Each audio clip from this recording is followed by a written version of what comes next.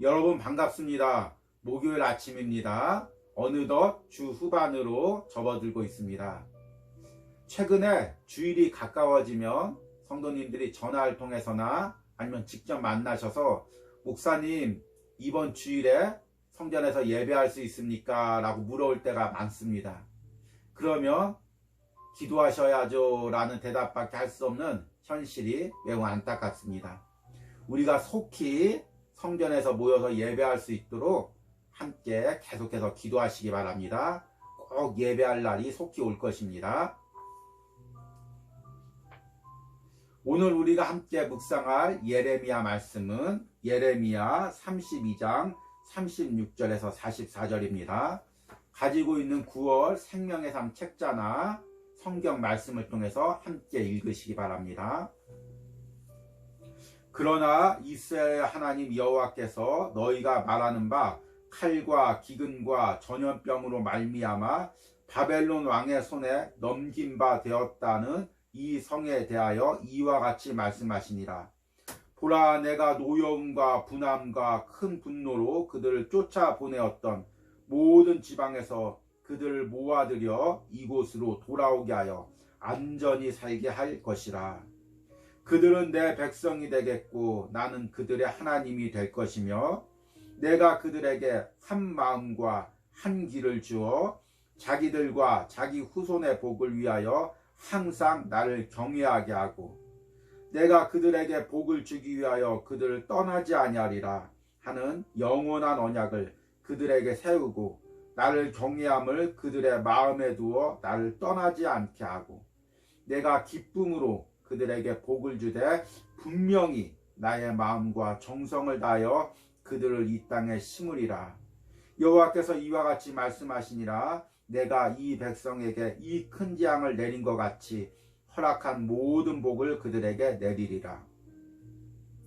너희가 말하기를 황폐하여 사람이나 짐승이 없으며 갈대아인의 손에 넘긴 바 되었다는 이 땅에서 사람들이 밭을 사되 베냐민 땅과 예루살렘 사방과 유다 성읍들과 산지의 성읍들과 저지대의 성읍들과 네겝의 성읍들에 있는 밭을 은으로 사고 증서를 기록하여 봉인하고 증인을 세우리니 이는 내가 그들의 포로를 돌아오게 함이니라. 여호와의 말씀이니라. 아멘. 오늘 읽은 말씀은 예레미야 32장의 마지막 부분입니다. 예레미야 32장은 예루살렘이 바벨론 군대에 포위되어 있을 때 멸망하기 1년 전에 또 예레미야가 왕궁 감옥에 갇혀 있을 때 하나님께서 예레미야에게 명령하셔서 고향 아나돗의 숙부 하나멜의 밭을 사라고 명령하십니다. 예레미야는 이것이 이해할 수가 없어서 하나님께 하소연하며 기도할 때 후반부에 하나님께서 대답하시는 내용이 있습니다. 이 땅이 이 민족이 하나님을 잘 섬기지 않았기 때문에 바벨론에 의해서 멸망당하고 포로로 끌려갈 것이라는 것이 하나님의 1차 대답입니다. 그리고 오늘 말씀에서는 그 2차 대답이 나오는데 포로 이후에 하나님이 하실 일들을 이야기합니다. 하나님의 계획을 예레미야에게 알려주시는 거죠. 오늘 말씀에 나와 있는 하나님의 계획의 첫 번째 내용은 하나님의 징계와 회복입니다.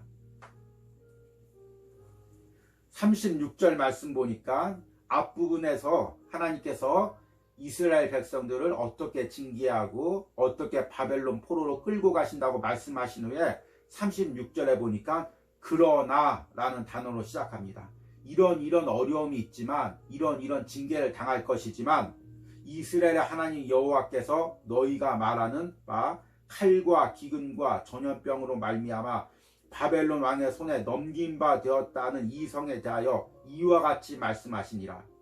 37절에 보라, 이 보라라는 단어는 성경에서 비록 현실이 이렇지만 이런 어려움이 있지만 하나님께서 이렇게 일할 것이다. 하나님의 회복과 소망을 보여줄 때 쓰는 단어입니다. 보라, 내가 노여움과 분함과 큰 분노로 그들을 쫓아보내었던 모든 지방에서 그들을 모아들여 이곳으로 돌아오게 하여 안전히 살게 할 것이라. 하나님의 계획은 이스라엘이 멸망하는 것이 아니라 바벨론으로 포로로 끌려가는 것이 아니라 그렇게 포로로 끌려간 후에 신앙이 회복되어서 예루살렘으로 돌아와 다시금 신앙을 회복하고 안전하게 사는 것이 하나님의 계획인 것입니다. 두 번째 하나님의 계획은 하나님의 최종 계획을 이야기합니다. 이 부분이 예레미야의 핵심 중에 핵심인 말씀입니다. 이 부분을 꼭 여러분 잘 들으시고 기억하시고 기도하시기 바랍니다. 38절에 그들은 내 백성이 되겠고 나는 그들의 하나님이 될 것이며, 이 38절을 묵상하다 보면 예레미야 31장 33절 말씀이 떠오릅니다. 그러나 그날 후에 내가 이스라엘 집과 맺을 언약은 이러하니 곧 내가 나의 법을 그들의 속에 두며 그들의 마음에 기록하여 나는 그들의 하나님이 되고 그들은 내 백성이 될 것이라. 여러분, 하나님께서 이스라엘 백성들을 포로로 끌려가게 하시고 회복시킬 것입니다. 그런데 회복시킬 때 중요한 게 무엇일까요? 무너졌던 성을 다시 세우게 하고, 불탔던 집을 다시 세우게 하고, 잃어버렸던 가족을 다시 찾게 하고, 굉장히 중요한 회복이죠. 그러나 하나님이 원하시는 최종 계획은 그것이 아니라 38절에 그들은 내 백성이 되고 나는 그들의 하나님이 될 것이며, 다시금 하나님과 인격적인 관계에서, 하나님과 친밀한 관계에서 하나님과의 신앙이 회복되는 것, 이것이 하나님이 원하시는 최종 목적이라는 것입니다. 우리 뒷부분에서, 적용 부분에서 다시 한번 말씀드리겠지만 이 코로나 가운데서 하나님이 원하시는 것도 바로 이것입니다. 코로나가 끝나고 예배를 드리고 경제가 회복되고, 그것이 아니라 그 코로나를 통하여 우리가 다시금 하나님과 친밀한 관계가 회복되고 하나님을 마음에 두고 진심으로 하나님께 예배하는 것, 이것이 하나님이 원하는 최종 계획인 것입니다. 39절에는 내가 그들에게 한 마음과 한 길을 주어 자기들과 자기 후손의 복을 위하여 항상 나를 경외하고, 여기서 한 마음과 한 길을 준다는 말을 제가 한번 쉽게 풀어봤습니다. 하나님만을 사랑하고 하나님만을 향해 걸어갈 수 있는 은혜를 이야기합니다. 우리 인간들은 다 연약합니다. 연약하다는 것은 죄로 인해서 우리 마음이 다 연약하다는 것입니다. 하나님의 뜨거운 은혜를 경험하더라도 세상의 유혹에 빠지면 세상 바라보고 예배를 등한시하고 하나님과 다른 길로 가게 됩니다. 그런데 하나님께서 이런 연약한 우리들을 성령을 통해서 꼭 붙들어 주셔서 한 마음과 한 길을 주셔서 흔들리지 않고, 이제는 요동치 않고 오직 하나님만을 사랑하며 하나님만을 향해 걸어갈 수 있는 은혜를 주신다는 것입니다. 이것이 바로 하나님이 우리에게 주시는 최종적인 은혜이고, 그리고 지금 이 코로나 시대 이후에 하나님이 우리에게 주시고자 하는 은혜인 줄 믿습니다. 마지막으로 하나님의 계획은 일상의 회복입니다. 오늘 읽은 마지막 43절과 44절에서는 이 말씀을 참 읽기 전에 제가 이 말씀을 미리 묵상하면서 하나님의 말씀이 참으로 놀랍다, 그런 깨달음을, 은혜를 얻었습니다. 지금 코로나 시대 가운데 얼마나 일상이 소중한지, 우리가 평범히 드리는 예배가 얼마나 소중한지를 깨닫습니다. 그런데 이스라엘 백성들도 마찬가지였을 것입니다. 하나님은 다시금 평범한 일상과 삶이 회복될 것이라고 약속하십니다.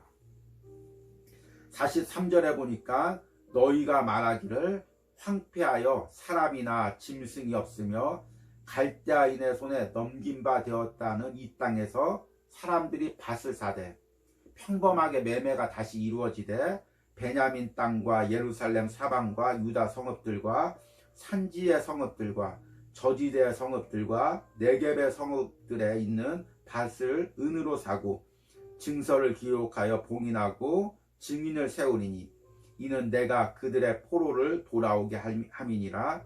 여호와의 말씀이니라. 여러분, 저는 부모님 세대나 제 선배 목사님들이 앞으로는 환난과 핍박이 올 것이다. 예배드리기가 힘들 것이다. 지금 예배드리는 것을 귀하게 여겨라. 말할 때 그게 현실에 와닿지가 않았습니다. 그런데 코로나 사태를 지나면서 우리가 이렇게 평범하게 예배드리는 게 은혜였구나. 이제서야 깨닫게 되었습니다.